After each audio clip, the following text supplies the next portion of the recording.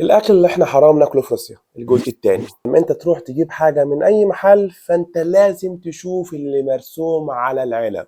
فلو الحاجه مصنوعه من خنزير بيرسموا خنزير، واوقات بيعملوا حاجه من البقر والخنزير فبيرسموا بقر وخنزير مع بعض. يعني تكتب اسفينينا، وطبعا اسفينينا معناها خنزير فبيكتب ان الحاجه دي مصنوعه من الخنزير. طب هم لو ما رسموش الرسمه على الغلاف ولو ما كتبوش اسم اسفينينا بالخط العريض، طب هنعرف ازاي ان دي حرام او حاجه ناكلها؟ هنلف يا باشا المنتج ونبص في السوستاف او المكونات، هنقرا لو لقينا كلمه اسفينينا حتى لو مكون فرعي يبقى حرام طبعا. مشتقات بتاعت الخنزير، دهون خنزير او مش عارف ايه، قلتها في فيديو الجزء الاول، لو ما شفتوش لازم تروح تشوفه. في شيوخ بيقول لك حلال تاكلها وشيوخ يقول لك بلاش، يعني حوار الشبهات ده وابعد عنها وخلاص. انتوا عارفين يا جماعه الخنزير فيه دهون كتيره قوي، فاللحمه او اللانشون بيكون فيه حتت بيضه كتيره اللي هي الدهون، كميه دهون كبيره كده تعرف ان ده خنزير وش.